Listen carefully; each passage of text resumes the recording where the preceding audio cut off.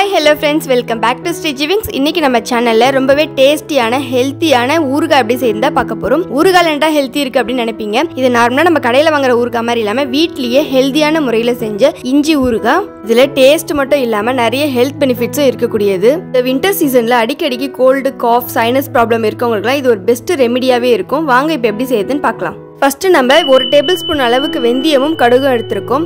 இது ஒரு கடாயில் நல்லா ஹீட் ஆனதுக்கப்புறம் அதில் கொட்டி நல்லா வறுத்துக்கோங்க.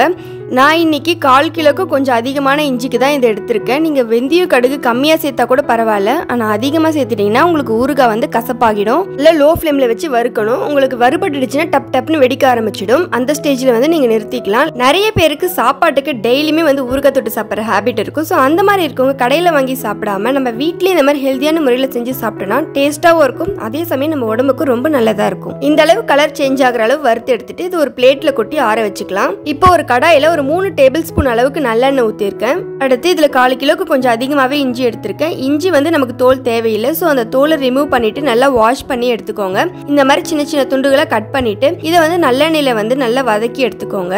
நார்மல் இஞ்சின்றதுனால இதோட காரத்தன்மை வந்து அதிகமா இருக்கும். ஸோ அதனால நம்ம நல்லெண்ணெயில நல்லா ஃப்ரை பண்ணி எடுக்கும் போது இதோட காரத்தன்மை வந்து நல்லா குறைஞ்சிருக்கும். இஞ்சி நல்லா கலர் சேஞ்ச் ஆகிற அளவு வதங்கினக்கு அப்புறம் இதை நல்லா ஆற வச்சு ஒரு மிக்ஸி ஜார்ல போட்டு அரைச்சி எடுத்துக்கோங்க.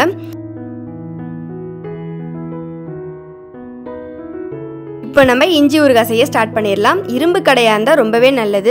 ஊறுகாயில் நல்லெண்ணெயில் செய்யும் போது இன்னும் டேஸ்ட் நல்லா இருக்கும். எண்ணெய் வந்து கொஞ்சம் ஜாஸ்தியாக இருந்தாலும் பரவாயில்ல. இப்போதான் நம்ம ஊறுகாய் வெளியவே ஸ்டோர் பண்ணி வச்சுக்கலாம். ரொம்ப நாளைக்கு நமக்கு கெடாம இருக்கும். இதில் வந்து ஒரு கைப்பிடி அளவு கருவேப்பிலையும், கலருக்கு கொஞ்சமாக காஷ்மீரி மிளகாய் தூளும், 1 டேபிள் ஸ்பூன் அளவுக்கு குழம்பு மிளகாத்தூளும் போட்டிருக்கேன். இஞ்சியில் அதிகமாக காரம் இருக்கிறதுனால நம்ம மிளகாத்தூள் அதிகமாக சேர்க்க வேண்டாம். இது நம்ம வறுத்த வெந்தய கடுகு பொடி பண்ணி அதில் ஆட் பண்ணியிருக்கோம். இது எல்லாம் ஆட் பண்ணும்போது கண்டிப்பாக மறக்காம ஸ்டவ் ஆஃப் பண்ணிடுங்க. ஏன்னா ஸ்டவ் ஆன்ல இருக்கும்போது பண்ணீங்கன்னா இது எல்லாமே கரிஞ்சு போயிடும். சோ மறக்காம ஸ்டவ் ஆஃப் பண்ணிட்டு மிக்ஸ் பண்ணி விட்டுட்டு அதுக்கப்புறமா ஸ்டவ் ஆன் பண்ணுங்க. ஸ்டவ் ஆன் பண்ணக்கப்புறம் நல்லெண்ணெய் ஆட் பண்ணிருக்கனால இந்த மாதிரி நல்லா நுரைச்சி வரும். இந்த டைம்ல நம்ம அரைச்சி வச்சிருக்க இஞ்சி பேஸ்ட்டை வந்து ஆட் பண்ணிக்கலாம். இஞ்சி வந்து பாத்திரத்துல ஒட்டாம இருக்கிறதுக்கு நல்லா கலந்து விட்டுட்டே இருங்க.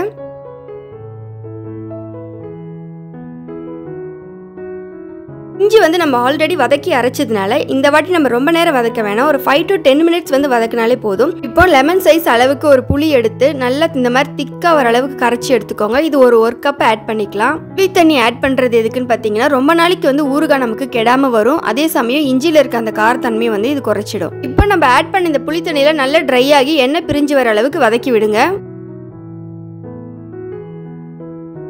இந்த அளவு புளி தண்ணி நல்லா ட்ரை ஆனதுக்கப்புறம் தேவையான அளவு உப்பு சேர்த்துட்டு அது கூடவே வந்து கொஞ்சமா பெருங்காயத்தூள் ஆட் பண்ணிக்கோங்க.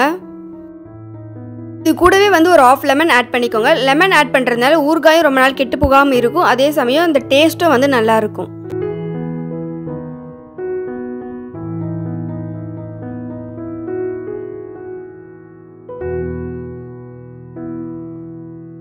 ஆல்மோஸ்ட் நமக்கு ஊறுகாய் ரெடி ஆயிடுச்சு. இந்த டைம்ல லாஸ்டா வந்து கொஞ்சமா வெல்லம் ஆட் பண்ணிக்கோங்க. இல்லைன்னா நாட்டு சக்கரை கூட ஆட் பண்ணிக்கலாம். வெல்லம் வந்து நல்லா மெல்ட் ஆகிற வரையும் கலந்து விட்டீங்கன்னா இந்த மாதிரி வந்துடும் எண்ணெய் பிரிஞ்சு. இப்போ வந்து நீங்க ஸ்டவ் ஆஃப் பண்ணிட்டு நல்லா ஆற வச்சுட்டு நல்லா ஆறுனதுக்கு அப்புறம் இது ஒரு கண்டெய்னர்ல வந்து நீங்க டிரான்ஸ்ஃபர் பண்ணிக்கலாம். நம்ம வீட்லயே ஹைஜீனிக்கான முறையில் இந்த மாதிரி இஞ்சி ஊறுகாய் செஞ்சு சாப்பிடும் போது இது நம்ம நுரையீரலுக்கு அவ்வளோ நல்லது. ஸோ நீங்களும் ட்ரை பண்ணி பாருங்க. ஊறுகாய் ரொம்ப பிடிச்சி உங்க ஃப்ரெண்ட்ஸ் அண்ட் ஃபேமிலி மெம்பர்ஸ் யாருன்னா இருந்தால் அவங்களுக்கும் ஷேர் பண்ணுங்க. உங்களில் யாருக்கெல்லாம் ஊறுகாய் பிடிக்கும்னு கமெண்ட்ல சொல்லுங்க. Thanks for watching Sri Jivings. Next video la paakalam.